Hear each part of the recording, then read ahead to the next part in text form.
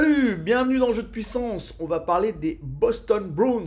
Les Boston Bruins qui sont allés d'émerveillement à déception.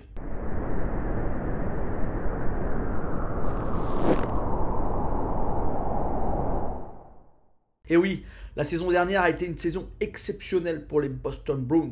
Ils ont gagné 65 matchs, un record historique dans la NHL, 135 points pour eux. Mais malheureusement, lors des playoffs, ils se sont fait éliminer au premier tour. Alors qu'ils menaient la série 3-1, ils se sont inclinés 4-3 contre les Panthers de la Floride. Énorme déception pour les Boston Bruins. Les Boston Bruins qui partent donc sur des bonnes bases. Malheureusement, encore une fois, des grands joueurs ont pris leur retraite. On pense bien sûr à Patrice Bergeron, un des plus grands joueurs des Boston Bruins. Patrice Bergeron, le centre numéro 1, capitaine de cette équipe, a pris sa retraite. Patrice Bergeron qui sera sûrement un des joueurs qui ira au Hall of Fame de cette génération. Nous avons eu la chance de voir jouer un énorme joueur, un énorme attaquant, même si il a été souvent sous-estimé, car c'était un attaquant à visée défensif, il était aussi bon en attaque qu'en défense. Il a été vraiment exceptionnel, un joueur qui nous manquera parce que c'était vraiment du très très beau hockey. On avait des Sidney Crosby, des Alex Ovechkin dans cette génération, mais Patrice Bergeron faisait partie des grands. Il a joué 19 ans avec les Boston Bruins. Ça va être vraiment difficile de le remplacer au centre d'un des trios de cette équipe. Un autre départ, c'est le Tchèque David Krejci qui était déjà parti et qui était revenu la saison dernière, peut-être pour un dernier titre. Il avait fait donc une saison régulière exceptionnelle. Malheureusement, ça s'est vite arrêté en play-off. On va parler de cette nouvelle saison. On va commencer par l'attaque. Il y a un peu de changement, effectivement, avec le départ de Patrice Bergeron et David Krejci, mais aussi de Taylor Hall.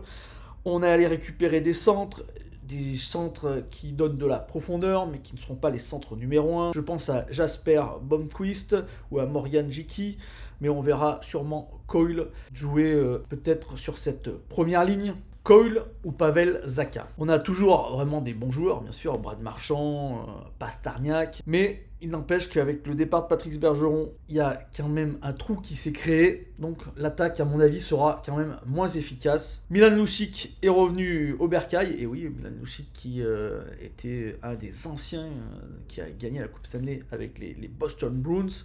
Milan Lucic qui revient des Flames de Calgary, mais bon, là c'est vraiment pour de la profondeur, quatrième trio. On a James Van Riemsdyk qui va lui jouer, qui va apporter un surplus offensif. C'est plutôt une bonne acquisition, je pense. Du côté de la défense, c'était un point très très fort de cette équipe, avec des Charlie McAvoy, des Hampus Lindholm, vraiment un point très fort qui fait que cette équipe reste encore dangereuse parce qu'il n'y a pas eu vraiment de changement en défense à part l'arrivée de Kevin Shattenkirk qui remplace Connor Clifton qui est parti du côté des Sabres de Buffalo. Donc on a encore ce point vraiment très très fort.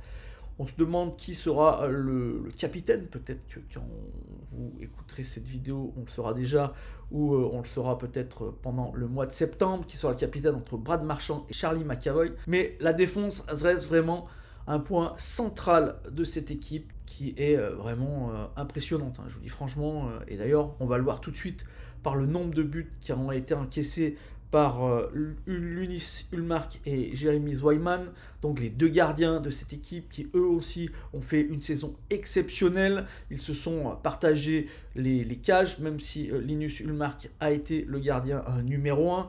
Il a joué 49 matchs et il a des stats incroyables, vraiment très très peu de buts encaissés par les Boston Bruins lors de la saison régulière, grâce aux gardiens, mais surtout à la défense. Vraiment, entre la défense et les gardiens, ça match vraiment bien. Et c'est vraiment l'énorme point fort de cette équipe. Ça n'a pas changé cette saison, donc je ne vois pas pourquoi ça changerait pour la saison prochaine. On va parler de quelques espoirs qui pourraient jouer cette saison. On parle en défense du jeune de 22 ans, Mason Lowry.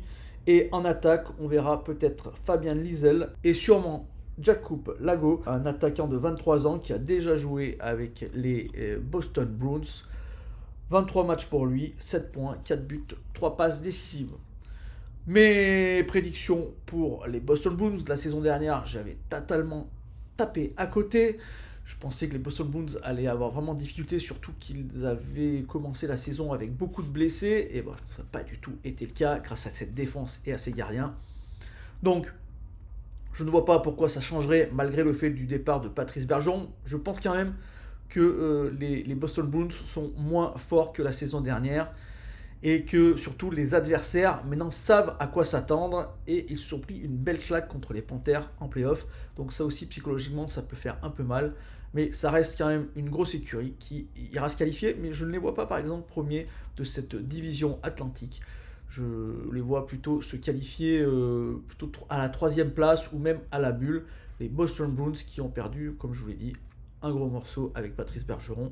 Ça va être un peu plus compliqué cette saison, même si la défense est encore très très solide.